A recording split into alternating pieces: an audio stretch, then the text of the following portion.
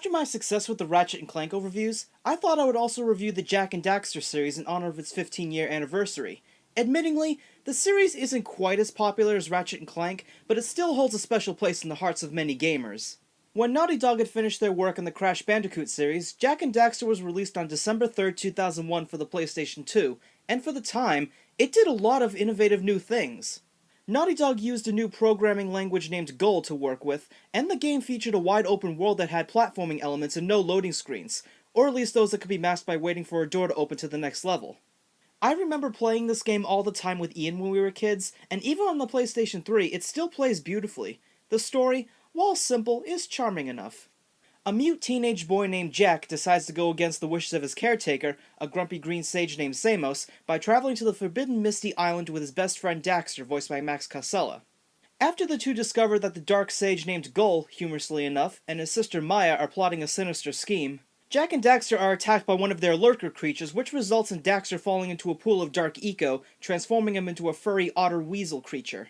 Obviously he doesn't take it well, so they return to Samos to see if he can reverse the transformation, but he explains that only Gull himself can do this. In order to reach Gull's citadel, the two travel throughout the village and do odd jobs in exchange for power cells, which provide power to travel to new areas.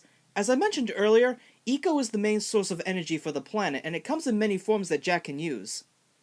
Green eco is health, yellow eco allows him to shoot fireballs, red eco increases his strength, blue eco increases his attack power and running speed, and dark eco is of course a hazard. Jak also controls very fluently as he can jump, roll, and attack without too much difficulty thanks to the level design. Daxter just rides around his shoulder and isn't playable unfortunately, and is only useful for tutorial. Along the way, you collect Precursor orbs to use as currency to trade with village settlers for more power cells. There is also a healthy variety of minigames. Probably most memorable is early on when a fisherman asks you to help collect 200 pounds of fish, where you wave a net along a river to catch fish while avoiding the poisonous ones. There are also a few vehicle segments where you drive a zoomer or ride a bird-like creature called a flut-flut, and these gameplay moments are just as enjoyable. The characters are all fun and memorable. Daxter always works great as a comic relief, Samos and his adopted daughter Kira work well as supportive characters. Jak, while well-designed, isn't as memorable as he will be in later games, but I did like him enough to cosplay as him one year. The overall character models looked fine at the time, but are pretty dated by today's standards.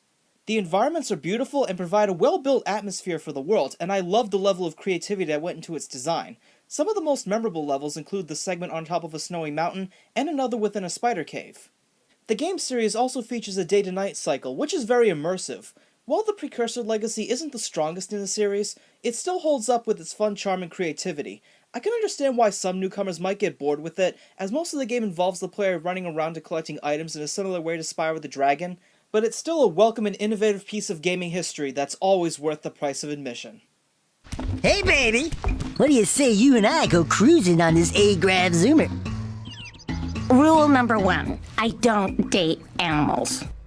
Ah, you don't know what you're missing. Listen, if you need something to keep you busy, my father always talked about an ancient precursor pipeline hidden deep underground. Some of these pipes end in vents from which eco flows freely, and some have been capped off so that the eco is sealed back. There must be a way to turn the capped vents on. I traced part of the pipeline back to the Forbidden Temple. Maybe you should look there for some type of switch.